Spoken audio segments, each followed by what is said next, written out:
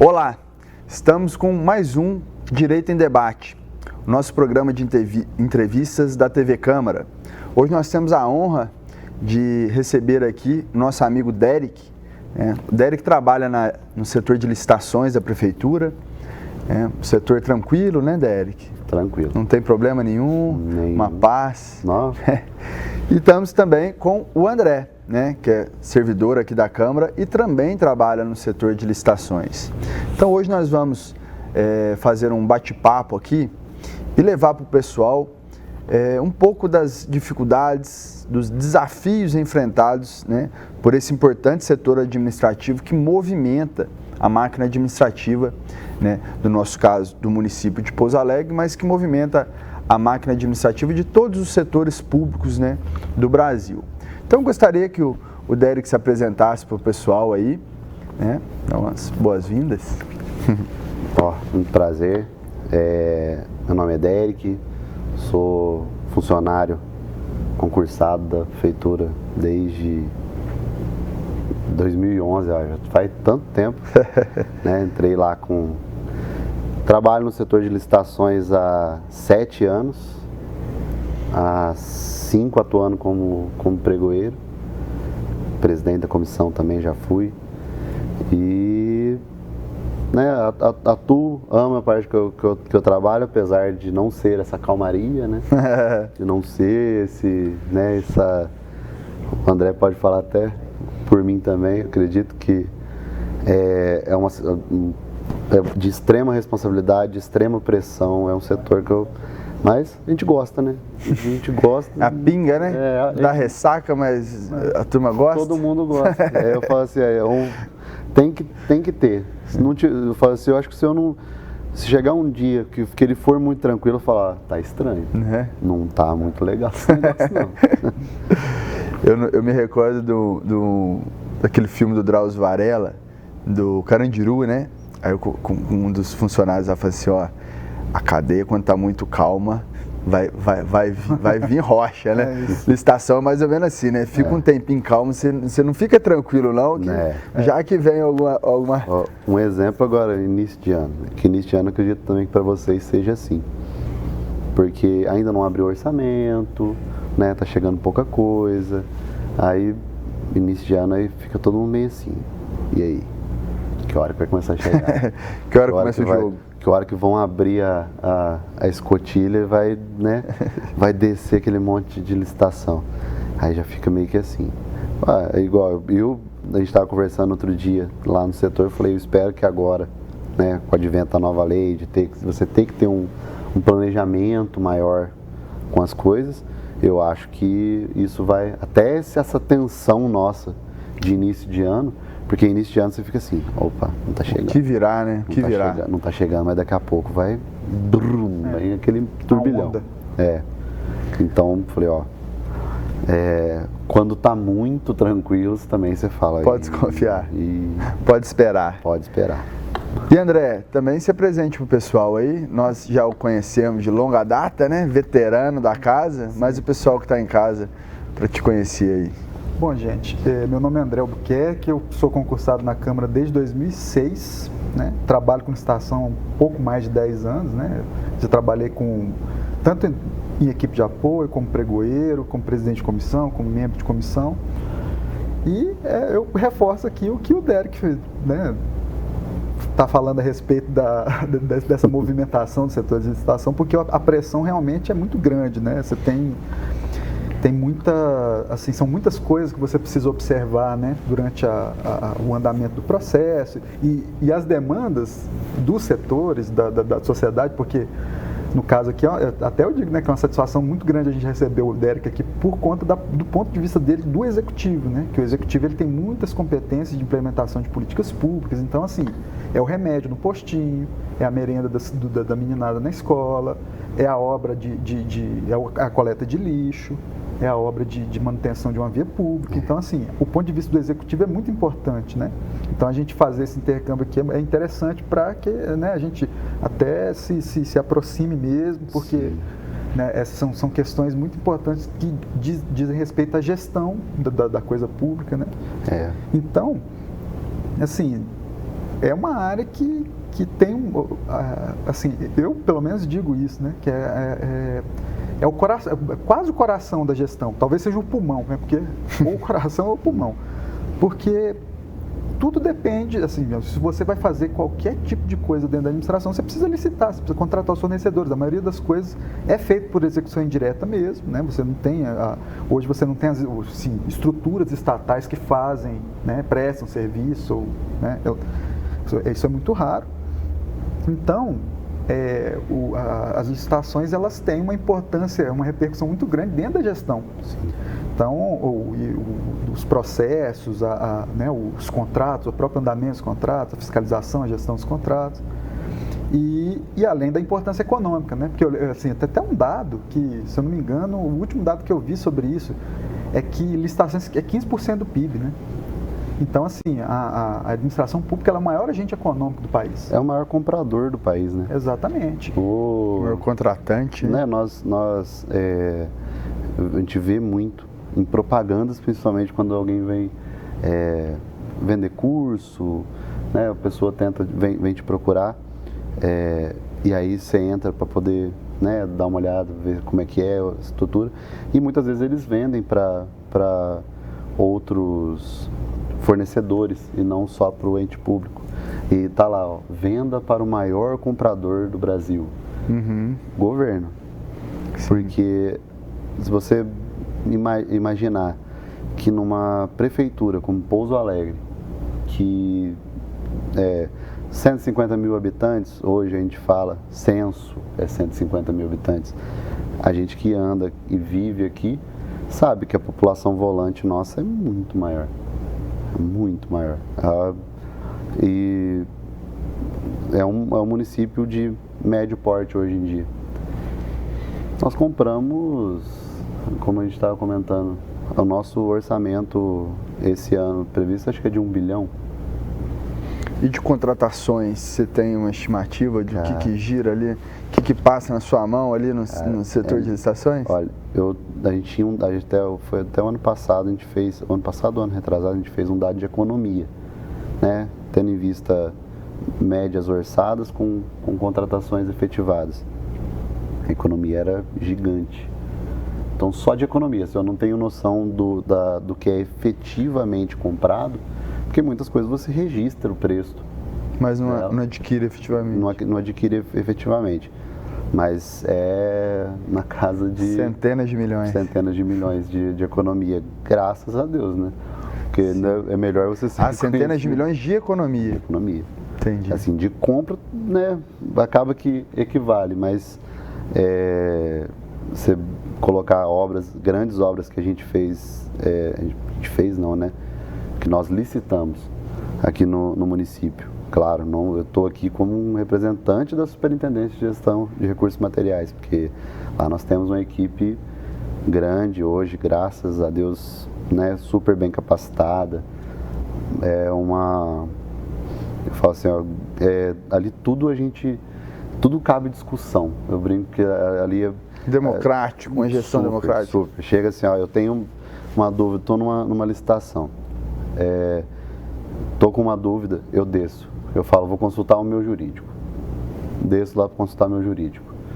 Primeiro, antes de consultar o jurídico, eu vou na sala primeiro.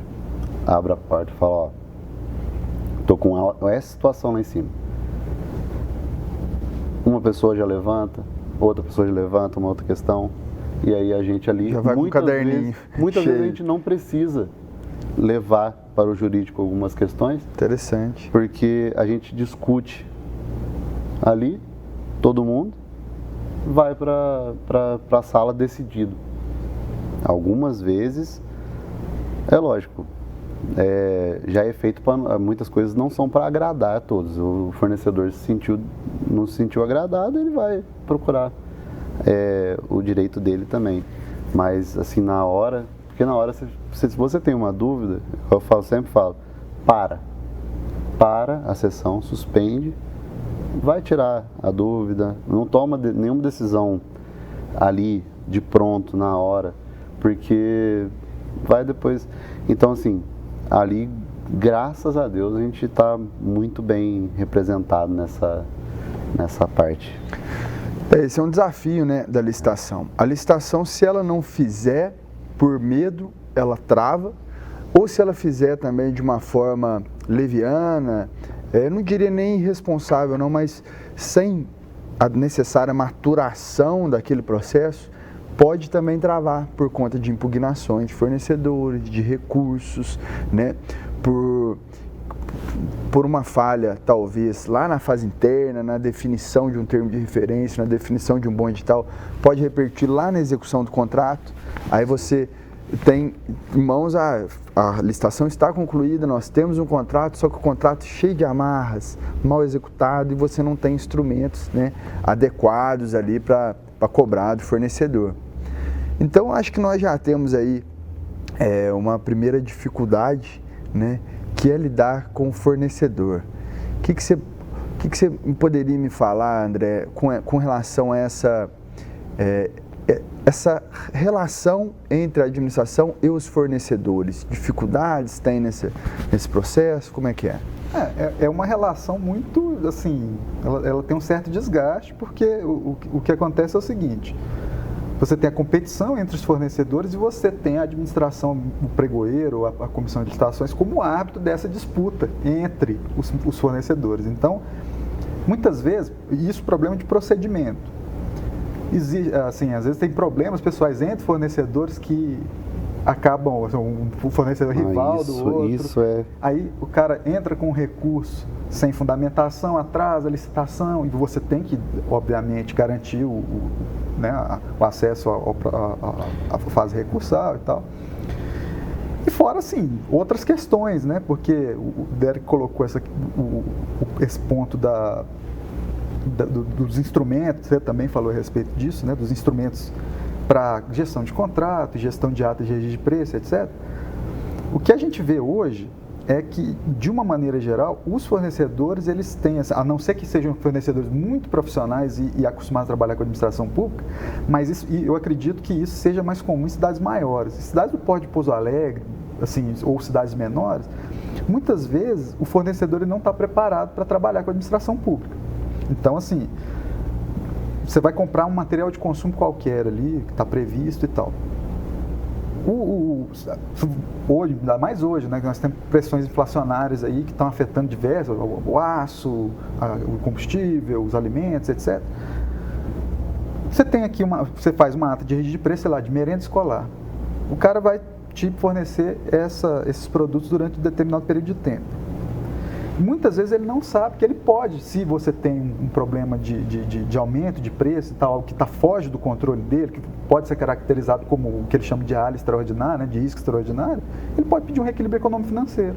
Muitas vezes o fornecedor não pede, e a iniciativa é deles, porque não adianta o gestor de contrato chegar lá e dizer assim para o sujeito: faça o reequilíbrio econômico-financeiro, tem que fazer isso, isso e isso. Pegar a caneta, né, e escrever com a mão dele, né? Exatamente. Aí o fornecedor se desilude com a administração.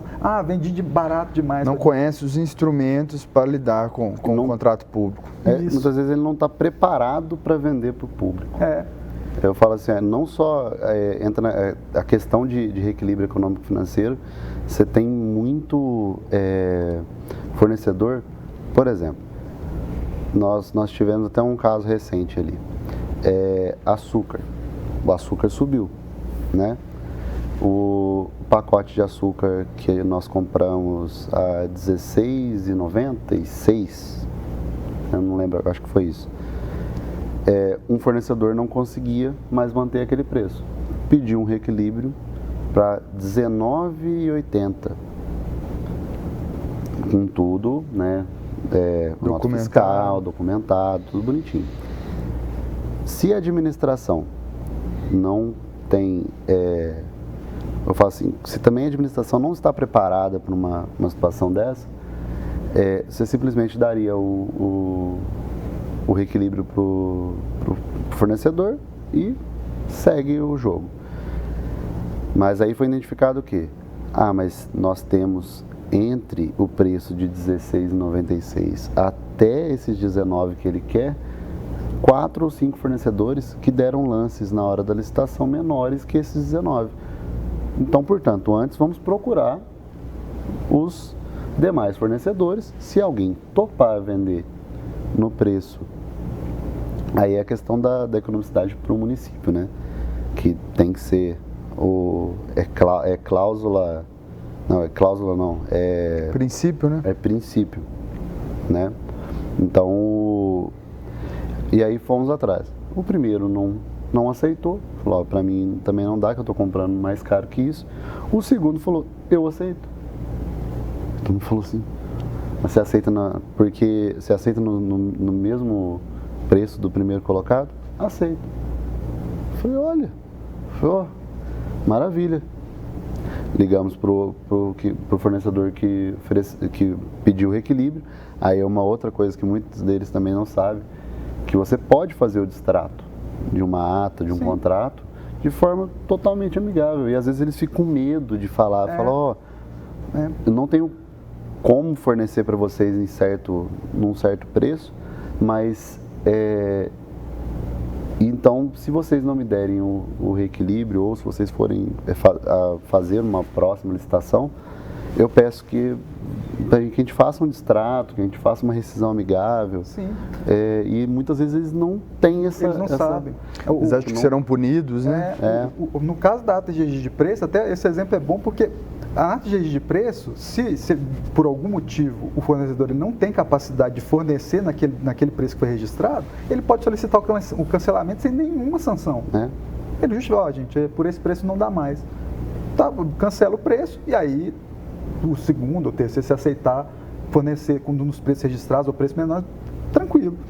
Então, e tem muitas outras coisas, né? A gente fala da questão do procedimento de pagamento, porque se você contrata com a administração pública ela é orientada pelo princípio da legalidade e a lei de licitações ela é multidisciplinar. Você tem assuntos contábeis, você tem engenharia, administração, direito. Então, são vários campos de conhecimento concentrados ali no processo de licitação. E aí, nessa parte de pagamento, é a parte contábil. A contabilidade pública ela é diferente da contabilidade privada.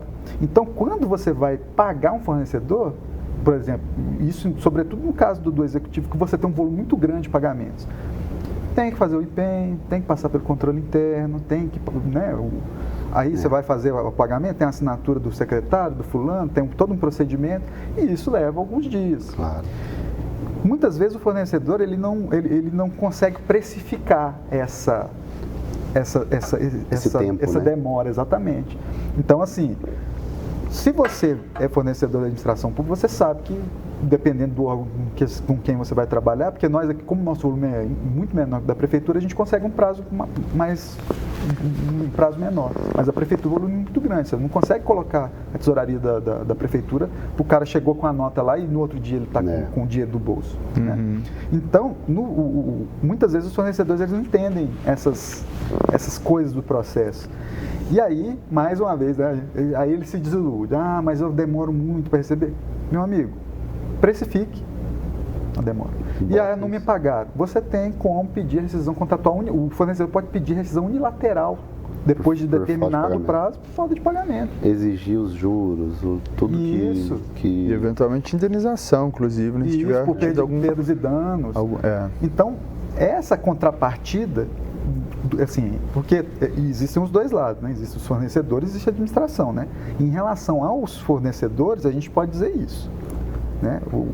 Ainda mais assim, em municípios do porte de Pouso Alegre e tal, porque eu acredito que a União ou os estados mais ricos e tal tem menos problema com isso, porque eles pegam muitas empresas já especializadas com a licitação, mas a gente tem, assim, esse gargalo nos municípios menores e você tem outra coisa também, que é a administração pública, e aí até tem o assunto do pregão eletrônico, mas a administração pública, ela muitas vezes depende muito dos intermediários.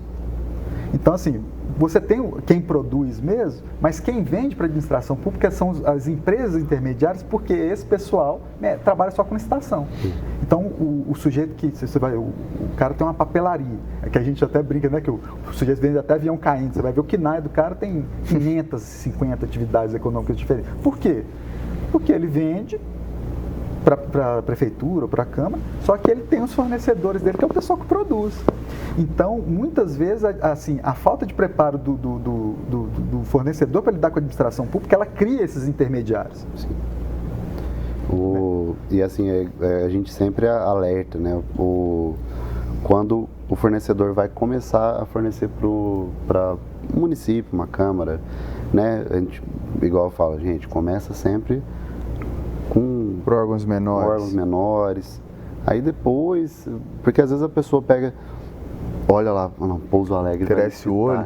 Pouso Alegre vai licitar um objeto, ó, caneta. Vai comprar, sei lá, 30 mil reais em caneta.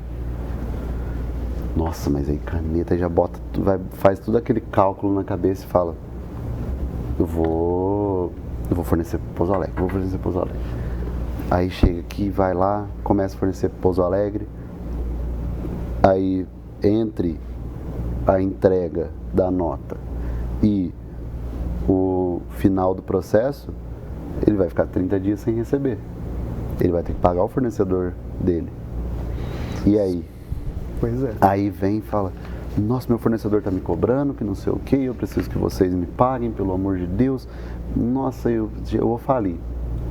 Ó, mas, meu amigo, primeira coisa, você tem que estar ciente quando você vai vender para um órgão público que tem cumprimento de toda uma, como o André bem disse, tem toda uma burocracia por trás disso. É legalidade, é princípio da legalidade.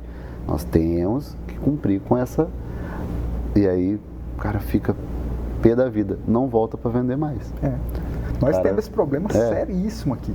Assim, cada vez menos fornecedores estão dispostos a trabalhar com a Câmara, as nossas estações já são pequenas, e aí você passa anos e anos, muita licitação, às vezes é um só, você tem que negociar com o cara, e a concorrência, ela acaba sendo assim, muito mais desgastante, né? Porque uma coisa é você ter licitantes competindo, outra coisa é você negociar com um. Eu falo que a hora que você vai negociar com um fornecedor, é a hora que você tira leite de pedra.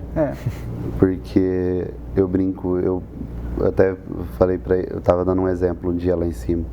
Eu falei, durante todo esse tempo que eu trabalho com licitação, eu tenho uma licitação que eu não esqueço de negociação, que eu fiquei 4 horas negociando com o fornecedor. Nossa! Eu comecei nem 3 horas e meia, arredondar para 4. Eu comecei a sessão, voltei com a sessão à tarde, 1h30, isso já teve o período da manhã. E fui da 1h30 até as 5h15, negociando com o rapaz, era um objeto, era um caminhão que nós estávamos adquirindo. O preço dele, a FIP na época foi na virada de FIP, e aí ele veio com um preço, mas eu falei, meu preço que eu posso comprar é esse. Mas não tem como, não, tem que ter uma margem. Eu falei, eu não tenho margem. E aí fica... Liga para um, liga para outro. E aí ele liga na fábrica, porque tem como fazer isso, e eu ligo para tesouraria, se tem como, ligo para a secretaria, aqui está o período de entrega de tantos dias, tem como a gente aumentar mais 5 dias para poder... Aí eu falo, negociação é uma arte, né? A negociação é uma arte. Eu brinco, eu dou aula também, né? E esses dias eu estava dando aula sobre negociação para meus alunos.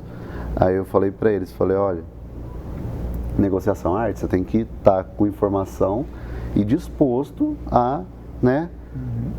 Flexibilizar ali, tem que ceder, o outro tem que ceder, até todo mundo chegar num acordo. E eu fiquei com o cara praticamente 4 horas. Eu ligava para um lado, ele ligava para o outro, aí eu ligava para um lado, ele ligava para o outro. Eu coloquei o secretário para falar com ele ao vivo, e as nossas licitações são transmitidas, né? Quem pegar lá vai ver eu ligando para Deus e o mundo, eu tentando fazer, e vem um, vem outro, como é que vai fazer? Por fim, fechamos. A hora que fechou, eu peguei, falei, nossa, assina essa ata, pelo amor de Deus.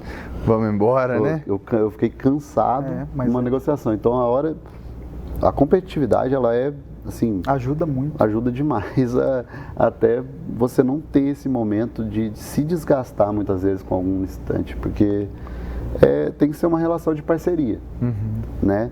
Eu quero comprar por um preço bom para o município, e ele quer vender por um preço bom para ele ter algum tipo de lucro. Que também é igual, a gente fala às vezes, tem hora que chega num nível que você fala, agora ele não tem lucro mais.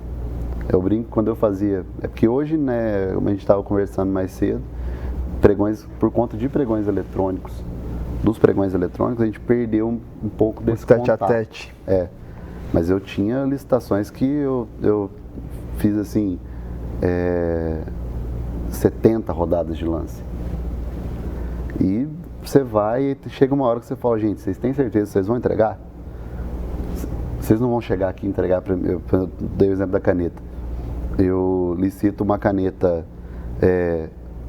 de alto padrão e você vai me entregar uma de baixo padrão? Você não vai vir só com o tubinho aqui não, né? Eu ficava brincando, né, com essas coisas com eles. E você fica, eu falo assim, ó, e tem fornecedor que realmente às vezes não tem. Aí eu falo assim, não está preparado para uma licitação, não entende o trâmite de uma licitação.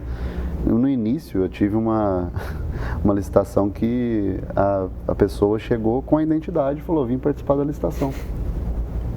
Não, isso acontece aqui porque assim, tem todo sobre esse ponto da preparação do fornecedor, porque assim, de fato, é complexo mesmo. O cara ele está exposto a muitos, assim, tipo, riscos que ele não...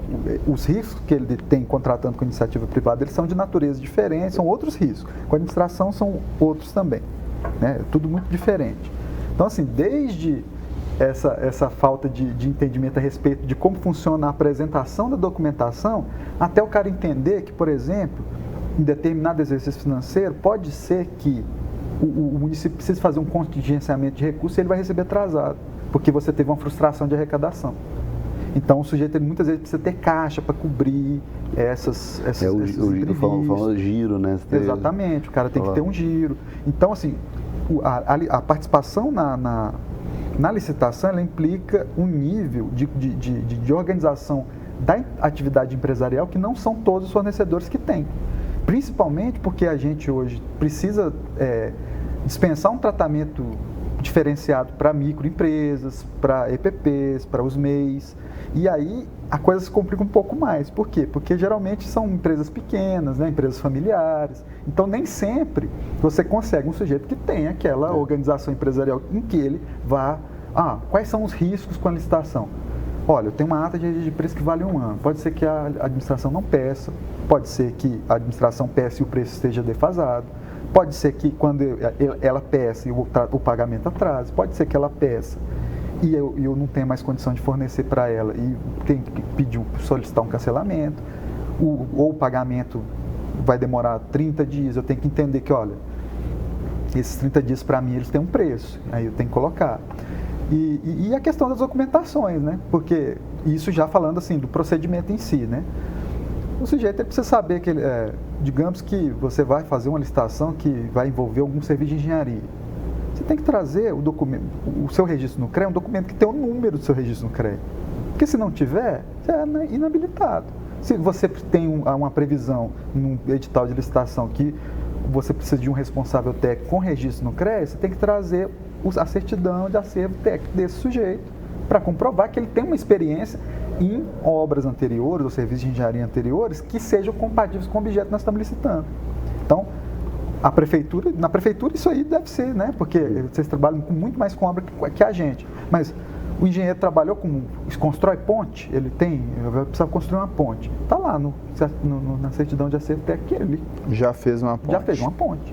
Então, muitas vezes acontece, trouxe aqui, está aqui a certidão de acervo técnico. Mas, meu amigo, a sua certidão de acervo técnico, o sujeito é engenheiro aqui, civil, nós estamos licitando uma ponte. Aqui está dizendo que ele só construiu prédios. Inabilita a pessoa. Inabilita, para quem está assistindo em casa, né? A gente tem que fazer esses comentários também. É um termo técnico de desclassificação, né? Tecnicamente, nós temos as duas coisas, né? Desclassificação e inabilitação, mas, infelizmente, a pessoa chegasse com um documento faltante ou faltando algum requisito naquele documento, ela é eliminada, né, do certame, da licitação, dessa disputa. Então é uma coisa muito drástica, né, para a empresa. A pessoa às vezes se desloca de um lugar, né, num pregão presencial, veio lá de outra região do Brasil e chega às vezes por uma falha documental, é obrigada a ser inabilitada ou desclassificada do certame, né? É uma consequência muito grave. E nesses casos, até, né, pelo menos assim, de acordo com a experiência que a gente tem, é muito, assim, é muito importante, é engraçado, mas é porque é muito importante que o licitante leia o edital. E deveria ser quesito básico. Às vezes ele liga para nós, porque eu tento me blindar dessa e documentar tudo, porque às vezes o licitante pega e te liga. Eric, se eu fizer isso, isso e isso, posso? Aí você no telefone falou, peraí, eu vou ter que dar uma olhada. Mas aí ele já interpretou que ele pode, e na hora que você inabilita ele lá na hora do certame, falou, mas eu liguei aqui, você falou que podia. Então eu tento me blindar muito dessa parte. Eu falo, você como professor, né? E eu também, eu sei que a gente tem que ter um cuidado, né, para responder certas perguntas. O professor vai cair na prova, isso aí, daqui a pouco cai diferente. Mas você falou que não ia cair, ou que ia cair, você vai cair, mas não daquele jeitinho que eu passei, né? Não, gente, assim, você tem aqui o sujeito que você tem previsto no edital a possibilidade de um pedido de esclarecimento. Sim. Então, manda um e-mail. E é por e-mail. Você está com uma dúvida no edital, enumera as suas dúvidas, encaminha o e-mail para os responsáveis e você vai receber. Você tem um prazo, até tem um prazo de resposta previsto no próprio edital também. No caso do eletrônico, a gente tem visto muito. No início, nós abríamos e-mail pessoalmente e pelo portal. Aí começou que a pessoa ela impugnava o edital no e-mail, impugnava o edital lá no portal e ainda levava o físico lá para você. Ela falou, mas não, gente, é um, outro. Ah, mas lá não fala isso. Eu falei, mas espera aí. Aí você lia a cláusula para a pessoa. Falou, um, outro ou outro. Mas né? Eu não li assim. Eu falei, mas está publicado. Né? E eu falo, muitas vezes são coisas básicas, né? E a pessoa, às vezes por falta de tempo também, né? A gente compreende alguns casos. Mas existem editais que nós deixamos lá igual eu tenho licitação marcada para o dia 18 de abril. Nós estamos no dia 1º, então tem 17 dias para a pessoa ler, interpretar, lançar proposta e providenciar a documentação. O que ela faz? Deixa para o último dia.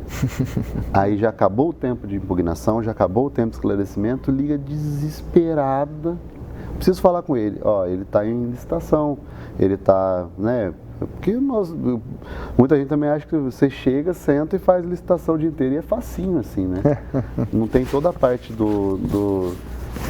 nós falaremos no próximo bloco da divisão dos processos. Não entendem isso, né? Mas aí porque quer que você resolva o negócio para ele no último dia. E o último dia, gente, quem deixa para a última hora não vai. E tem licitante que usa isso como estratégia. Sim. Por quê? Porque muitas vezes a dúvida ela não se refere a um aspecto X do procedimento, ela se refere a um aspecto X do objeto. Então, a gente está contratando, principalmente SA, isso é muito comum. Você vai contratar um link dedicado ou um entroncamento digital, geralmente são empresas grandes de telecomunicações que fornecem serviço e tal. O cara ele vai ver qual é o prazo para entrar. Às vezes eles devem participar de muitas licitações, aí, gente, vamos ganhar um pouco de tempo aqui.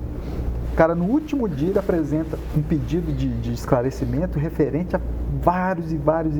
E não é sobre o procedimento, são questões técnicas relacionadas ao objeto, que a comissão não tem condição de resolver. A comissão ela tem que, ou a comissão, ou o pregoeiro, ou quem for responsável, vai ter que se reportar ao setor requisitante que pediu aquilo, para dizer assim, olha, eles encaminharam essa questão aqui para nós, como isso funciona? Procede?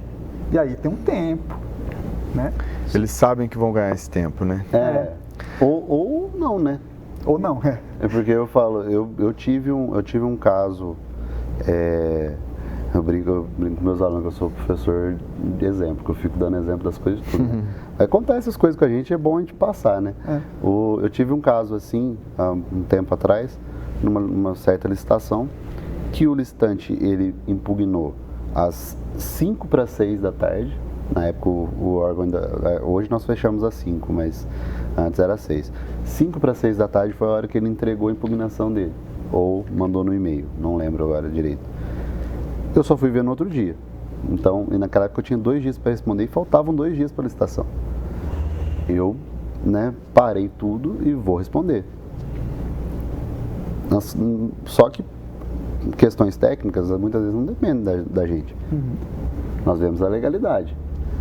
A questão técnica tem o auxílio das secretarias para isso. E acabou que, para ir responder, eu respondi também 5 horas da tarde do último dia antes da licitação. A empresa chegou aqui, era um caso de amostra. O cara queria 30 dias para apresentar uma amostra. E a amostra era no ato da sessão. Não era um objeto que precisava de 30 dias para a amostra. Ficou claro que ele queria montar uma amostra. E nós pegamos e falamos, e respondi, chegou no outro dia, ele venceu no preço. Falei, amostra, ele, eu impugnei o edital. Falei, e eu respondi para vocês. Aí nem leu a resposta. Que horas que você respondeu? Falei, ontem, 5 horas da tarde. Eu já estava em trânsito. Peguei, respondi, falei, olha, quem tem que estar atento à resposta da impugnação é quem impugna, né? E por conta daquilo, já virou todo um rebuliço, ele saiu dali revoltado e fica mesmo, é igual você falou.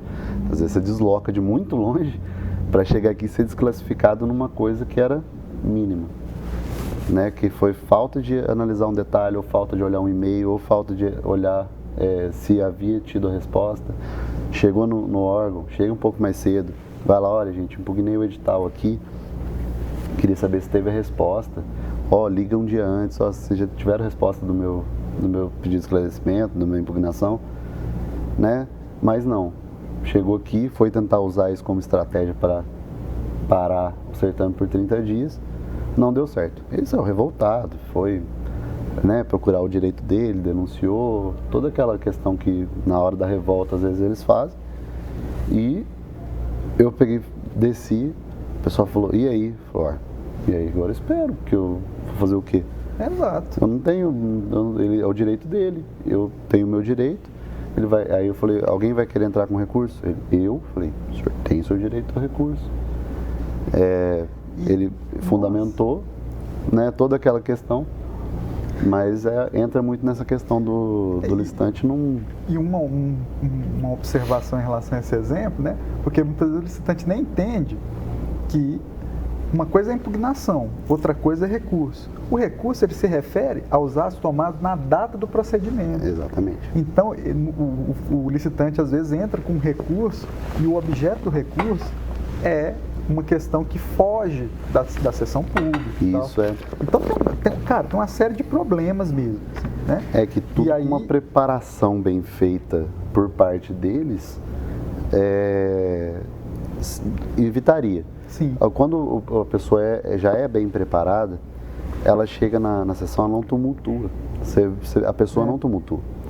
Se ela acha que tem alguma coisa errada e que a comissão tomou alguma decisão equivocada, consta em ata, pede recurso e aí vamos resolver no recurso. Não está satisfeito com o recurso, entra com mandado de segurança. Se não aconteceu alguma coisa, faz uma representação no Tribunal de Contas. Só que também não tem isso e advogados que sejam especialistas nessa área também são raros.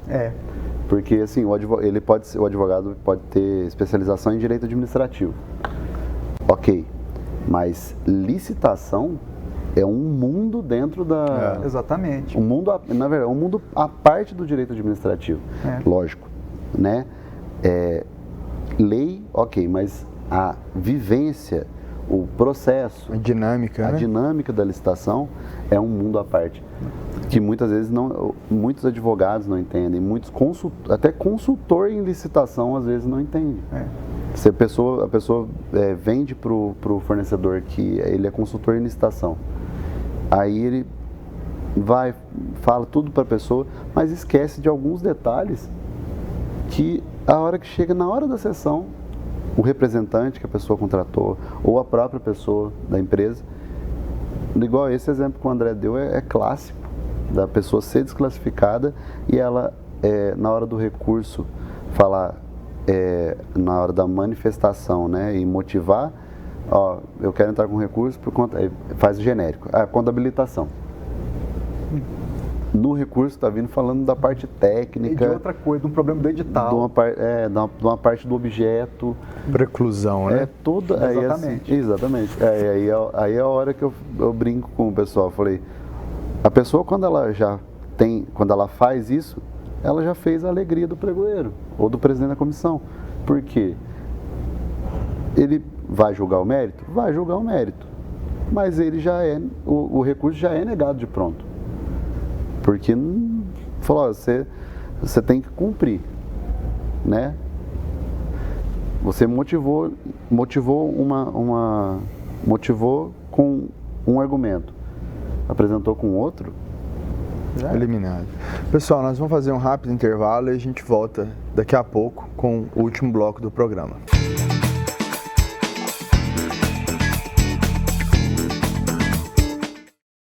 Você percebeu que a TV Câmara está com muito mais notícias? Esse é o seu canal com a Câmara Municipal de Vereadores de Pouso Alegre. Na TV Câmara você encontra a transparência e democratização da informação pública. TV Câmara de Pouso Alegre, a TV feita pra você. E a nossa campeã de karatê, Bárbara Ellen, continua seu desafio do lixo. E depois de separarmos lixo em casa, precisamos descartar corretamente, obedecendo os horários dos caminhões de limpeza pública, tanto para a coleta do lixo normal, quanto para o lixo reciclável. Lembrando que a Prefeitura faz coleta seletiva em toda casa que se cadastra e agenda sua retirada. Descarte correto do lixo, esse é o nosso desafio de todo dia. Prefeitura e você, por uma Pouso Alegre sempre limpa. A TV Câmara de Pouso Alegre faz parte de uma rede nacional. São 60 emissoras espalhadas pelo Brasil e mais de 100 cidades em processo de implantação. Além disso, mais de 300 municípios aguardam a liberação de um canal. O dia a dia do parlamento pouso-alegrense, os debates entre os vereadores, as propostas de lei, os discursos dos seus representantes na Câmara, sempre ao vivo, as principais decisões para o desenvolvimento da sua cidade. Você só tem aqui, na TV Câmara de Pouso Alegre.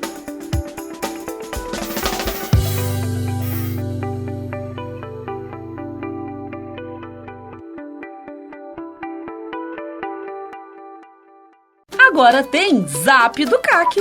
No Zap CAC você pode se cadastrar e receber as novas vagas de emprego, ter informação sobre os serviços prestados pelo CAC e muito mais. Bom, né? Salva aí o nosso número e manda um oi pra gente. É o 35 997 34 29 30. 35 997 34 29 30.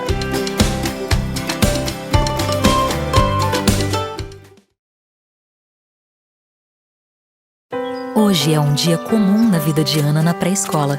Ela está muito feliz porque seus colegas gostam do seu jeito carinhoso e alegre. O governo federal, por meio do Ministério da Educação, está lançando a nova Política Nacional de Educação Especial. A PNEE veio para tornar a educação mais inclusiva. Com a PNEE, o governo federal reforçará as parcerias para que os sistemas de ensino garantam o atendimento educacional especializado aos educandos com deficiência, transtornos globais do desenvolvimento e com altas habilidades ou superdotação. A PNEE foi ampliada, trazendo uma perspectiva equitativa ao longo da vida. Ela garante às famílias e ao público da educação especial o direito de escolher onde querem matricular, em escolas regulares inclusivas, escolas especializadas ou escolas bilíngues de surdos. Diretores, saibam como ampliar a equidade e a inclusão nas suas escolas em gov.br/MEC. Ministério da Educação, Governo Federal, Pátria Amada Brasil. Sabe qual é o principal inimigo do mosquito?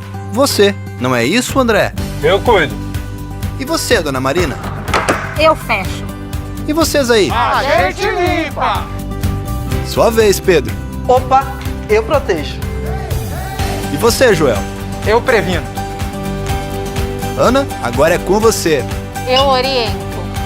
Combater o mosquito é com você, comigo, com todo mundo. Ministério da Saúde, Governo Federal.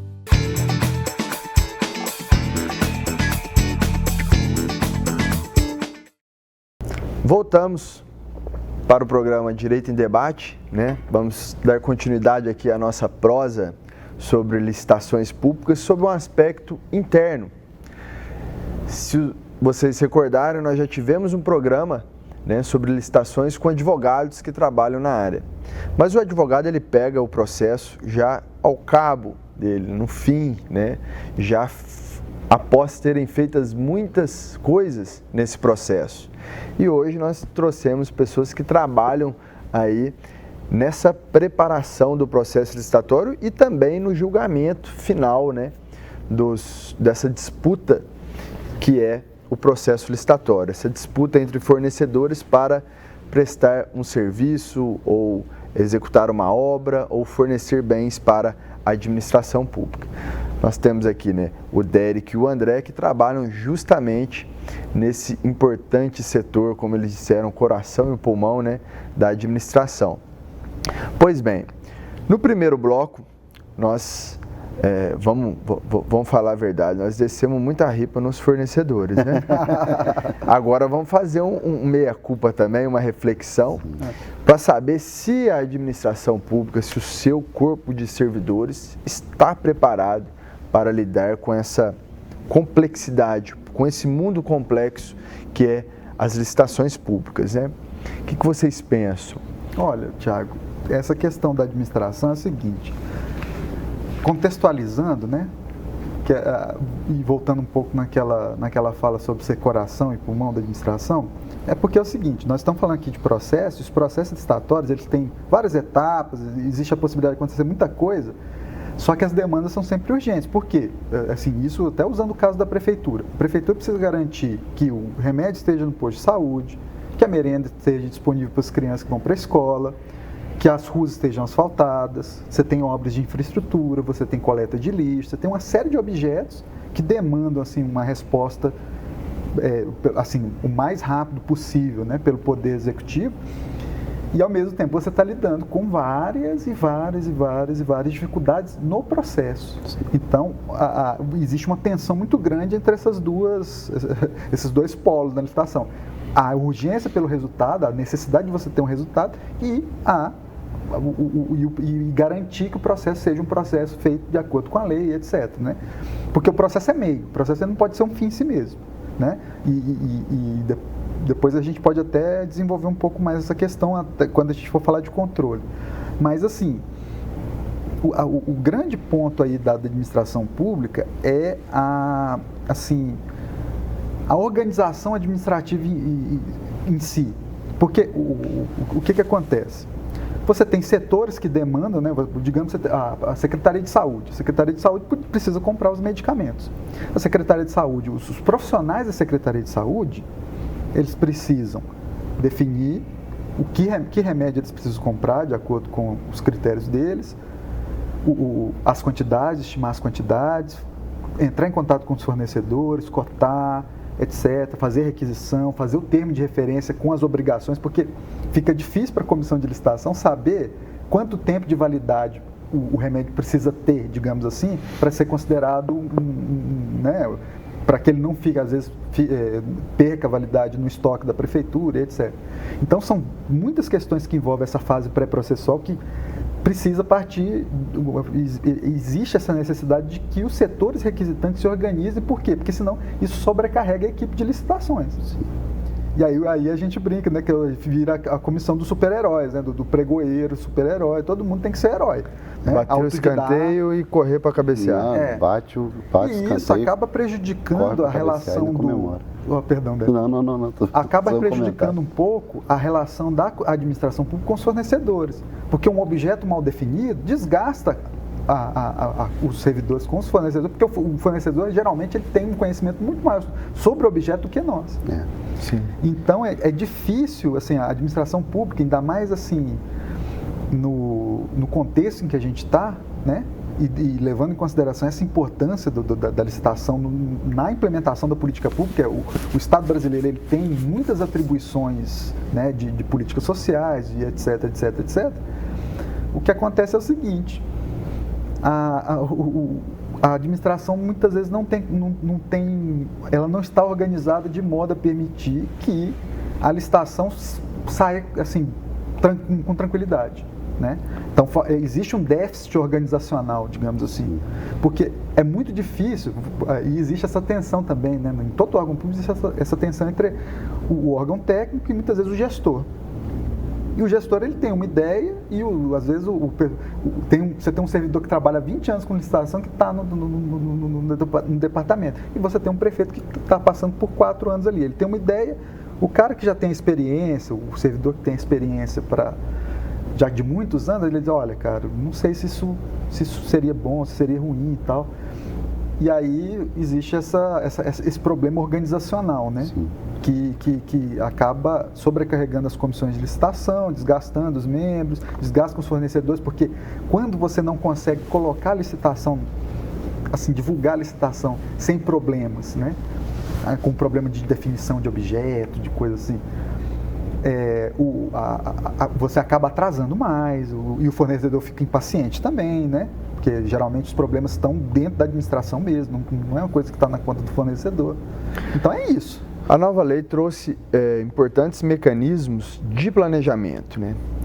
Vamos dizer que trouxe mecanismos também, mas muito mais uma exigência, né? Fala assim, administração, planeje as suas contratações, né?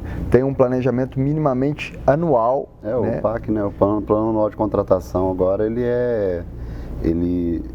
será obrigatório. Né? É lógico, existem planos e já houveram tentativas de planos. Um exemplo aqui no município, em outros municípios também, a dificuldade é muito grande. Eu falo assim, o planejamento ele não entra só nessa parte da... Saber o que vai fazer. Simplesmente saber o que você vai fazer. É saber quando você vai fazer e por que você vai comprar nessa época. Por exemplo, você vai comprar leite na época de escassez de leite.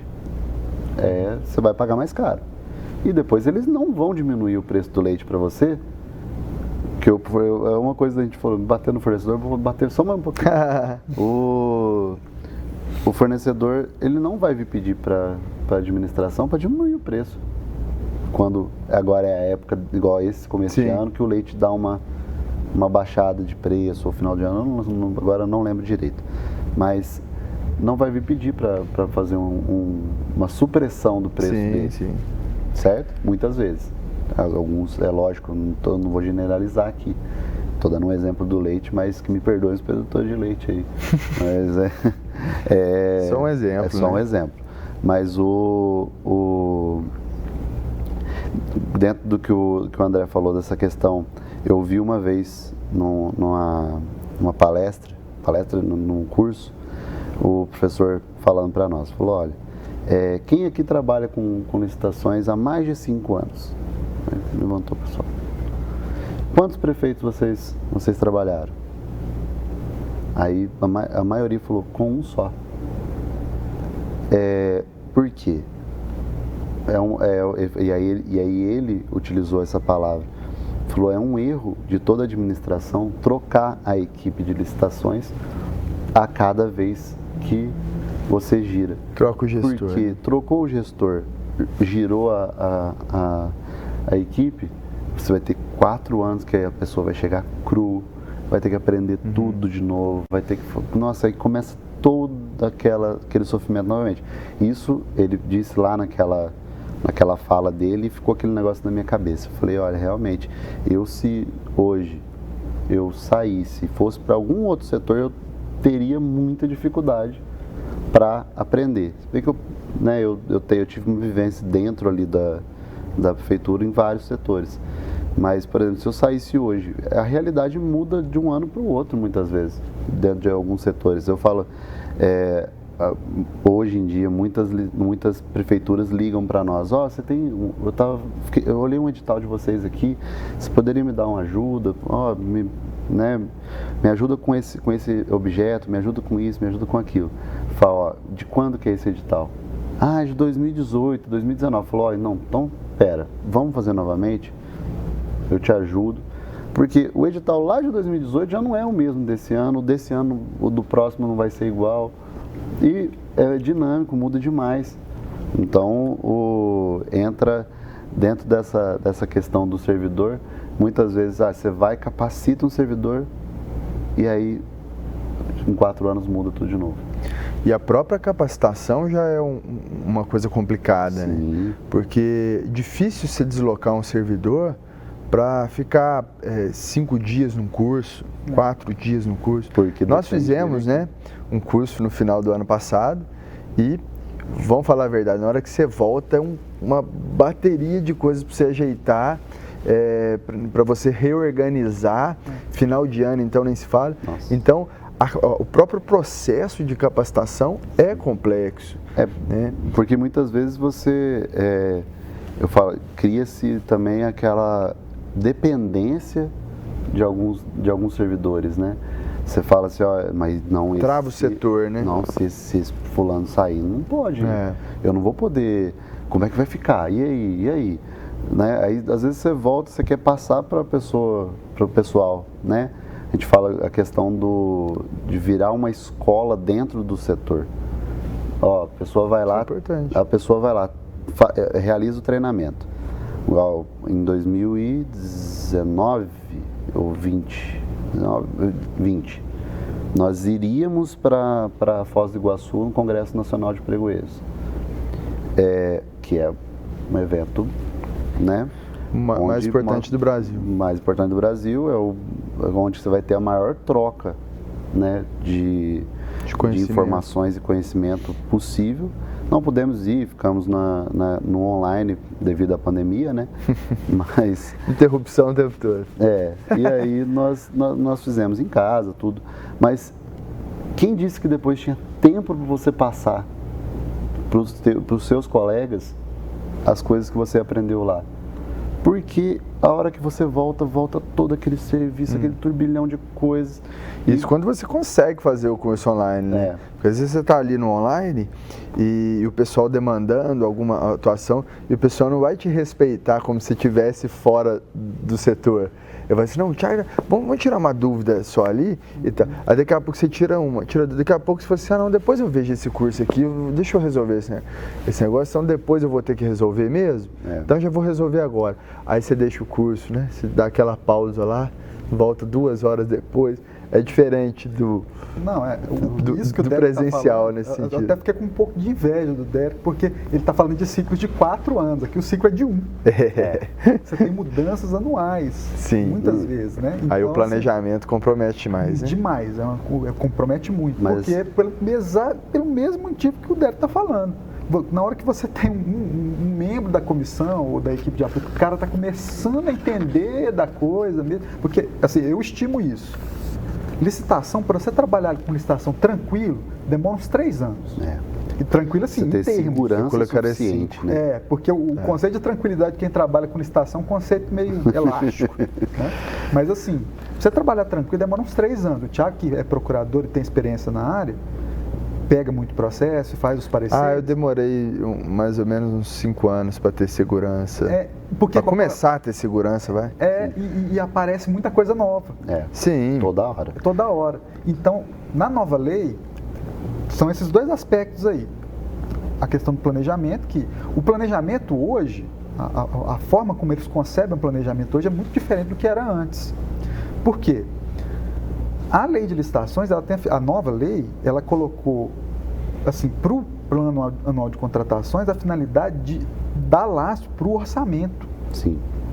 Então, ele está vinculado ao orçamento. Então, se a prefeitura ela vai prever para tal rubrico orçamentário quantidade X de recursos ali para comprar material de consumo, essa quantidade X de recursos ela está estimada onde? No plano anual de contratações.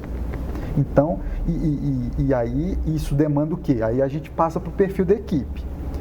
Hoje a lei de licitações nova fala em gestão de competências.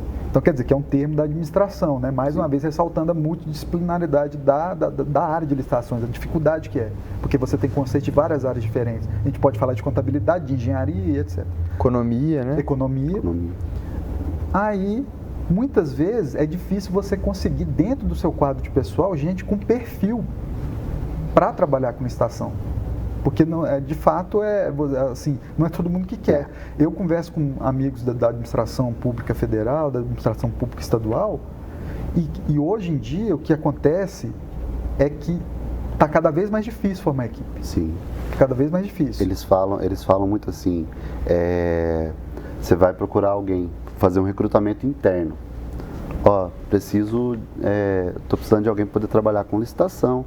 Ainda que tenha uma valorização maior, né, financeira, a pessoa fala, não. O risco, né? Não quero trabalhar com licitação, não. Ninguém quer. Não, aí vocês entraram num ponto. Aí você entrou num ponto que eu gostaria de ressaltar.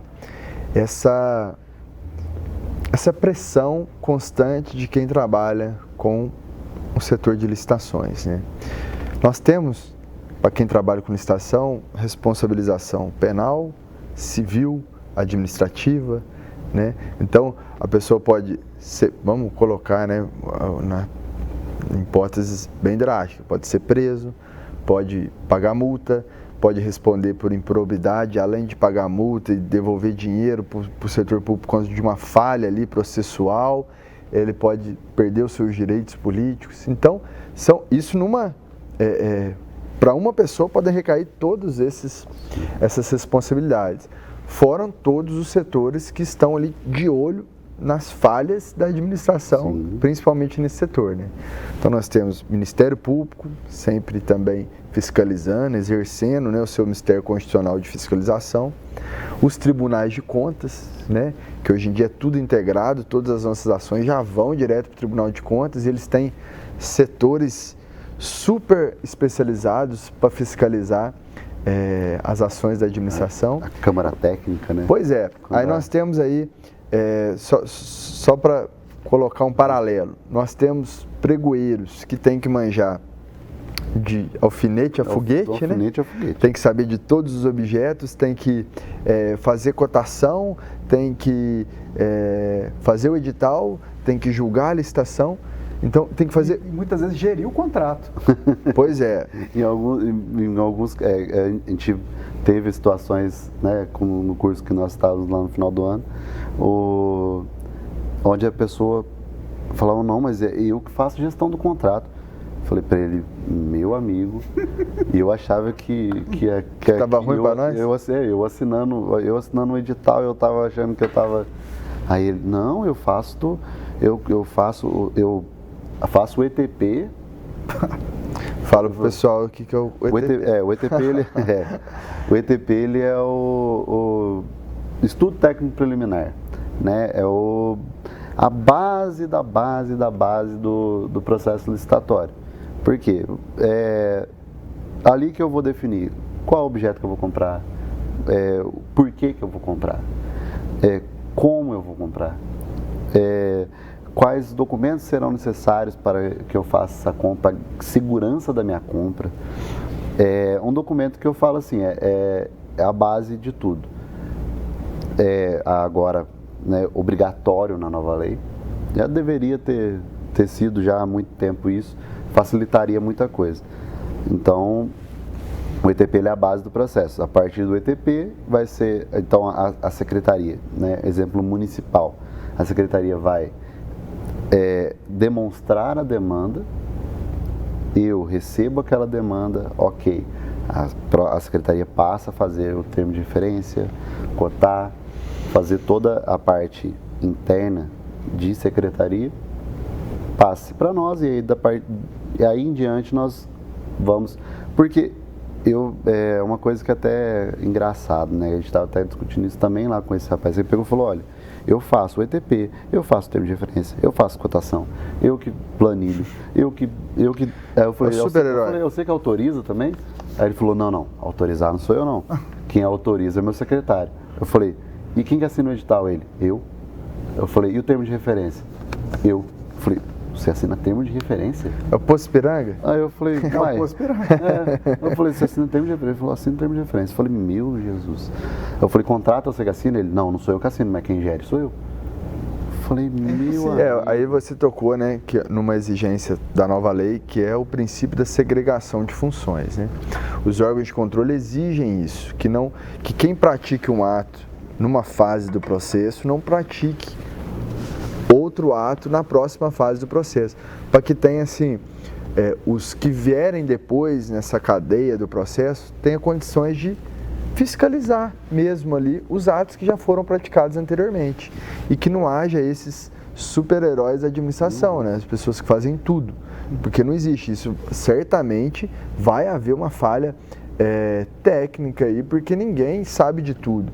Então você ter pessoas especialistas, até o princípio, vocês bem sabem disso, que o princípio da segregação de funções também pode ser chamado de princípio da especificação das funções. Então as pessoas serem especialistas naquela área específica, isso contribui para a melhoria da gestão pública, isso diminui, né, responsabilizações pelos órgãos de controle. Porque para mim a questão principal é a seguinte: princípio da especificação, princípio de segregação de funções, etc. Existe uma cultura da administração pública, uma cultura muito antiga, arraigada, que é essa coisa do coringa, do servidor coringa. Então o cara é analista, agente administrativo, auxiliar administrativo. Esse sujeito ele pode ser lotado em qualquer setor e tal, aí cai na licitação. A segregação de funções exige hoje uma mudança cultural na administração pública. Por quê? Porque você vai precisar de um analista de licitações.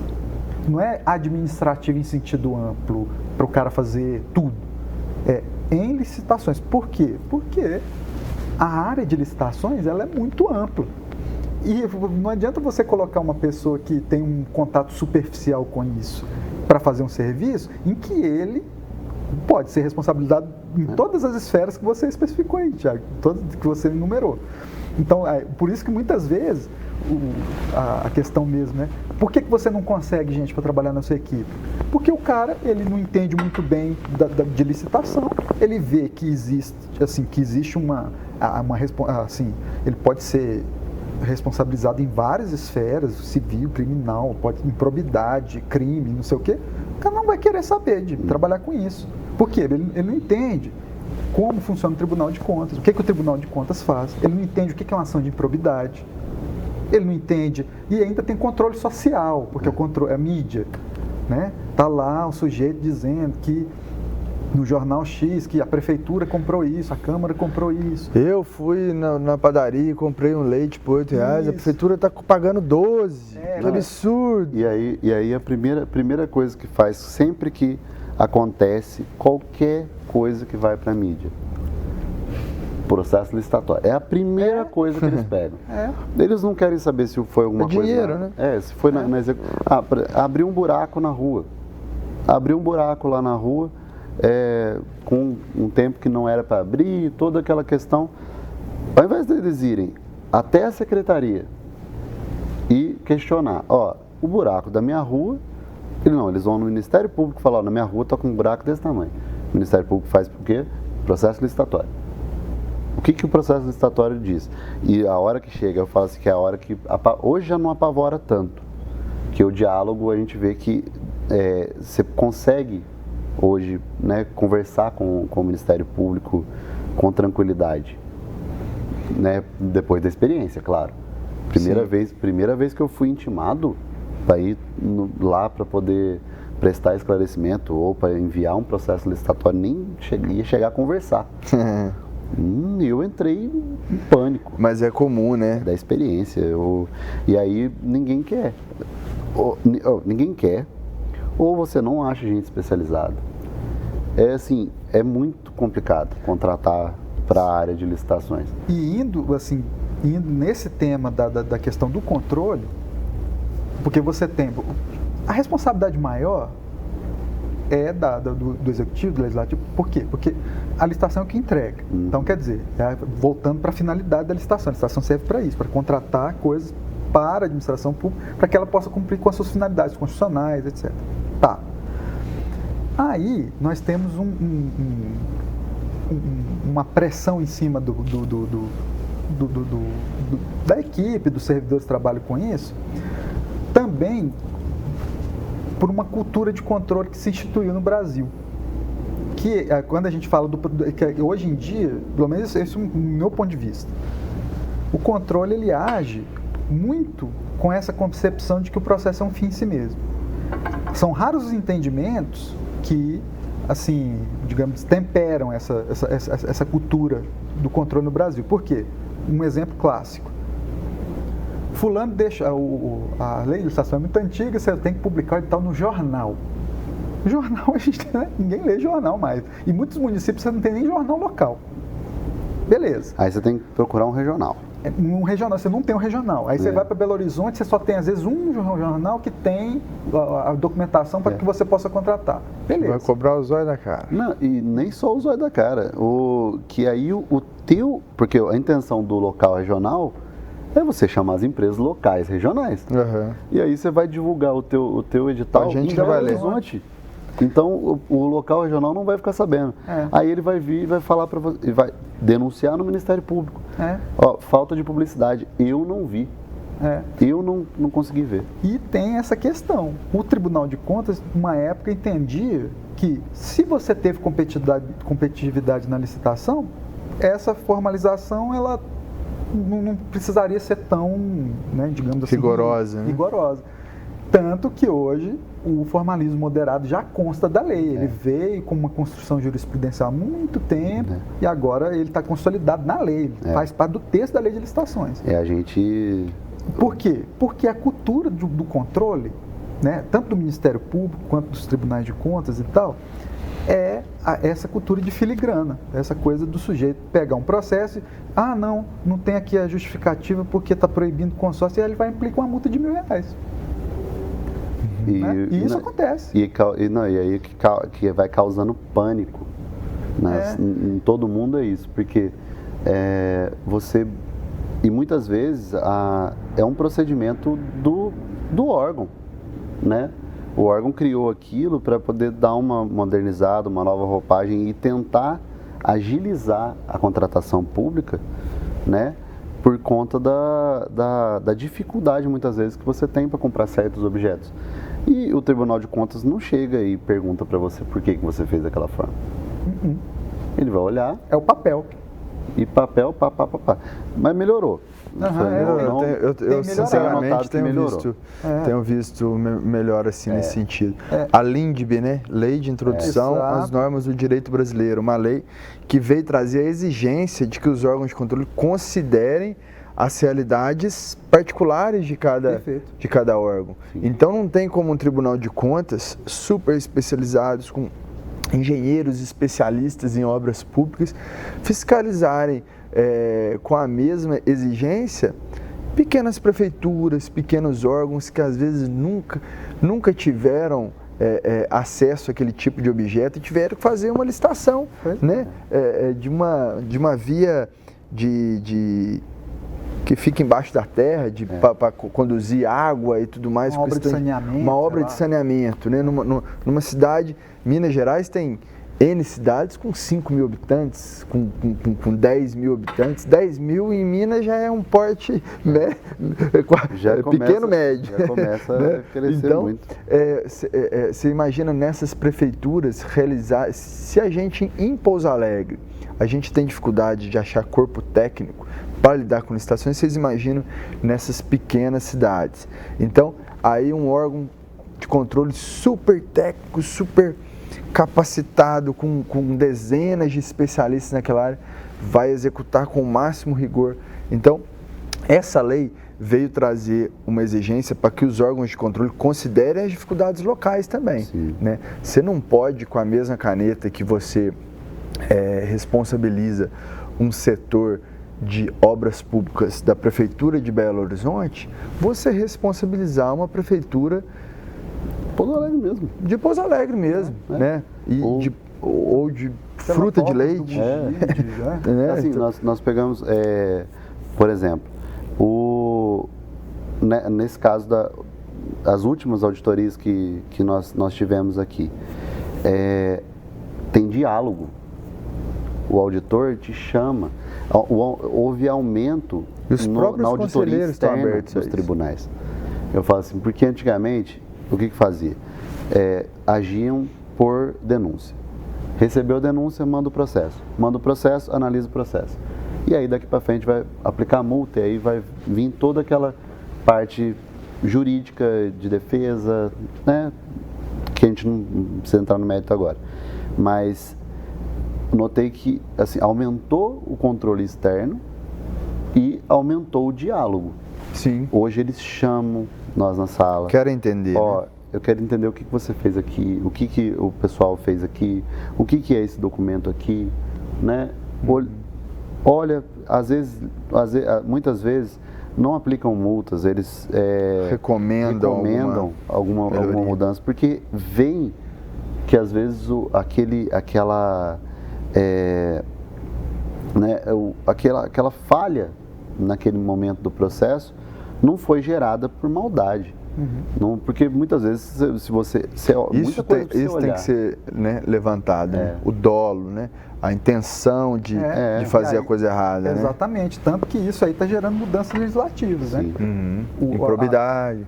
A lei de improbidade hoje, antes você tinha improbidade também, né? Culposa, hoje você não tem mais. Né? Tanto que a jurisprudência já estava aplicando isso, mas hoje não existe mais improbidade culposa. A lei, a própria LINDB, né, que assim, ela qualifica que é um erro grosseiro, não é qualquer erro, é quando às vezes, e mesmo assim um erro grosseiro vindo de alguém que teria condições para analisar aquela realidade e não fez aquela análise no momento que ela precisava fazer. Então, essa questão aí você tem o formalismo moderado e etc. E aí, gente, o próprio perfil da equipe, né, que precisa ser um perfil específico. Então, hoje é como o Edério está falando, tem discussão, tem conversa. Não, assim, foi até a recomendação deles para nós na época, de se ampliar as formas de você analisar uma capacidade técnica. Porque, assim, existem, mas hoje, nossa, a gente evoluiu demais nessa parte, aqui na Câmara e lá no município também, né? Nós já conseguimos trazer o pessoal técnico para poder ajudar a fazer uma análise. Tem uma empresa que ajuda na análise técnica de um atestado. Você vai fazer uma obra igual aqui em Pouso Alegre, a Via Faisqueira, né? Obra, né, gigante. Eu lembro quando fui assinar o edital da Via Faisqueira, você já vai para assinar assim, né? Você fala, nossa, vou ser 26 milhões, ai meu Jesus amado. Vai fazer um transporte coletivo, Zona Azul, todas essas obras obras e licitações de grande vulto, você fala, meu Jesus amado, e agora? E se o cara vier? E se não vier? Ai meu Deus. E fica todo aquele negócio. Mas hoje você tem apoio da área técnica, você tem apoio de várias... E isso foi até na época o tribunal que falou, gente, vocês não precisam ficar analisando tudo não, hein? Na hora que você falou, eu lembrei, usaram exatamente a expressão, vocês não precisam ser o pregoeiro super-herói, vocês não precisam ser presidente da comissão super-herói, vocês vão fazer o que... Vocês têm um rol de atribuições definidos pela 10.520 que você deve seguir. 10.520, quem não sabe, é a lei de pregões específica, né, que vai ser revogada agora também pela 14.133, mas falou, vocês têm que chamar o setor técnico e fazer né, passar um pente fino. Passar um pente fino. E outra, entra aí, né, mudando um pouco do assunto, mas ainda nessa questão de pessoal. O treinamento. Se houvesse uma escola, né, de governo ativa, né, se você tivesse um tribunal de contas municipal para poder fazer o controle do município, ainda que Pouso Alegre não é uma São Paulo, a gente fala, mas demanda, nós temos um orçamento muito grande, então ainda que seja um controle, porque a gente tem o controle interno lá na prefeitura, mas o controle interno é da prefeitura, não é o controle interno aqui da Câmara, não é o controle interno do IPREM, né? Então, se você tendo um controle interno municipal, porque aí entende a realidade do município. Deveria haver uma descentralização do controle, né? Os controles sejam mais locais. Isso. E o Décio tocou num ponto muito importante, que é a Constituição Federal, quando ela foi desenhar a instituição do controle em 88, ela deu muito poder aos órgãos de controle, porque o órgão de controle ele analisa a legalidade, a legitimidade, não é só a legalidade, a economicidade, ele tem muitos instrumentos para avaliar como as licitações estão sendo feitas e tal. E qual foi a contrapartida que a Constituição criou para que as pessoas que trabalham com licitação tenham segurança para lidar com essas instituições? São instituições poderosas, os tribunais de contas, a escola de governo, porque o sujeito vai ter uma formação específica que vai fazer com que ele tenha uma visão da coisa mais, digamos assim, técnica, para ele trabalhar com mais tranquilidade. Só que as escolas técnicas, assim, os tribunais estão funcionando, mas não existem as escolas de governo. O pessoal sempre, aí, quando você toca nesse assunto, com alguém, principalmente a gente tem contato com o pessoal de órgão federal, pessoal de órgão estadual, aí às vezes você vai falar com o pessoal do órgão federal. Ele fala, mas tem o ENAP. A única, né? Você tem o ENAP. Mas o ENAP, ele trata do órgão federal. E só Brasília. E muito voltado a realidade deles. E você faz o curso de EAD no ENAP, é um curso que, se, por exemplo, o Derek tem experiência em licitação, ele vai fazer um curso de EAD do ENAP, aqueles cursos livres. Ele vai bocejar na frente do computador, cara, porque ele já sabe tudo que está lá. Nem só o ENAP, né? Quando nós vamos para cursos... Escola Nacional de Administração Pública, né? ENAP. Isso. Mas, como eu digo e repito, eu vou focado muito mais no federal, né? Eu falo assim, nós em Minas, se tem... pouco conheço, a gente treina alguns treinamentos pelas associações de município, né? Todos esses órgãos, mas deveria haver uma escola municipal de administração pública. Um recado para os gestores. Fica a dica, né? Fica a dica aí, viu? Que está precisando muito. Porque é o treinamento dos funcionários para atuarem dentro daqueles órgãos, na realidade daqueles órgãos. Para o Estado também, não é para o Estado também fica essa dica aí. O Estado também criar uma forma, ele tem, lógico, a gente vê, mas às vezes nós vamos para curso, para fora. O curso é lá, formação e aperfeiçoamento de pregoeiro. Vai começar, artigo 37 da lei, da Carta Magna, e vai falando, e volta, e vem história da 8666, e história da 10520, e decretos, e é uma parte da manhã inteira de coisas que quem vive, isso é para, eu falei, então deveriam colocar iniciante, porque aí a pessoa, aí vai quem é iniciante na lei de licitações.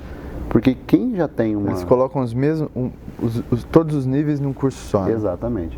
Aqui, agora, voltando para um assunto, desse assunto de escola municipal ou escola regional, né? Porque muitas prefeituras da região, às vezes ligam, tem uma troca de ideias.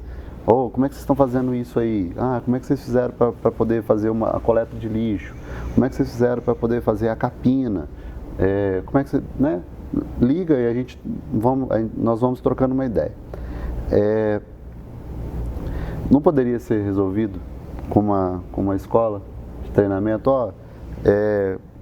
O que é, né, do mais básico, do que é uma licitação, as formas de contratação, introdução ao pregão eletrônico, que é uma dificuldade gigante de vários e vários órgãos hoje. Porque são, assim, prefeituras de pequeno porte que não conseguiram fazer a sua adesão, câmaras menores que não conseguiram fazer sua adesão aos portais. Então, uma forma de ajudar, né? Eu falo assim, agora é uma ideia meio cru na cabeça, mas... mas é uma boa ideia. Pode ser bacana. Cooperação, né? Sim. Entre órgãos Claro. regionais. Pessoal, nós já falamos bastante, né? E esse curso, como eu tratei com especialistas, eles teriam para gastar aqui, né, o resto do dia. Mas a gente vai trocar mais ideias em outras oportunidades, né? Eu agradeço, tá, Dérica, o compartilhamento do seu conhecimento aqui. Eu já aproveitei desse conhecimento algumas oportunidades trabalhando com licitações, né? E que a gente continue aí com essa troca de experiência, com essa troca de conhecimento e agora compartilhando com o pessoal de casa, né? Sabendo um pouco, porque o pessoal vê a obra pronta, mas não vê o que o pessoal da administração percorre até chegar nesse ponto, né? E agradecer o André também. Eu que agradeço o convite. Nosso amigo. Valeu por você ter chamado, né? Porque a gente tem essa oportunidade de falar sobre o nosso trabalho mesmo, né? As dificuldades, os problemas e tal, né? Isso é importante até para sensibilizar as pessoas em relação ao que acontece, né? Porque muita gente não entende muito bem, né? Acha que a coisa é mais simples que ela é de fato, né? Exige muito, às vezes, sem conhecer, né, qual que é a realidade, né? E até aproveitando o gancho do que você falou ali, a minha filha, esses dias eu ouvi ela falando para os meninos da rua da minha casa. A rua da minha casa foi asfaltada. Ela era de bloquete, asfaltaram a rua, os meninos... Nossa, olha, a rua agora ficou uma maravilha, que não sei o que. É minha filha. É meu pai que fez. O que? Teu pai asfalta? Querendo ou não foi, né? E eu falo assim, muitas vezes a gente passa nas ruas, assim, vê alguma coisa, uma inovação, alguma coisa assim legal, você fala, não, eu participei disso. Isso é interessante, né? Isso é bacana. Sentir parte é bacana também. Eu queria agradecer o convite, Thiago. Eu queria agradecer também o André aí nesse bate-papo aqui, esse compartilhamento, né, que nós tivemos de ideias e me colocar à total disposição de vocês, como sempre. Pode me ligar, qualquer horário, qualquer dia, liga, eu falo assim, é um assunto que eu sou apaixonado e não vou deixar de responder ninguém nunca. Que bom. Então, agradecer também o pessoal aí de casa, né, o pessoal da TV. Todo mundo Cruzeirense aí. Bravo, né? Bravo aí o Cruzeirense. Hoje eu vim de azul celeste para homenagear esse time. Eu vim de azul também. Eu vim de azul também. Então, assim, agradecer. Só para concluir com chave de ouro. De coração vocês. E tamo junto, misturado nessa. Obrigado mais uma vez. Administração pública. Obrigado, pessoal de casa. Esse foi mais um Direito em Debate. Fiquem todos com Deus.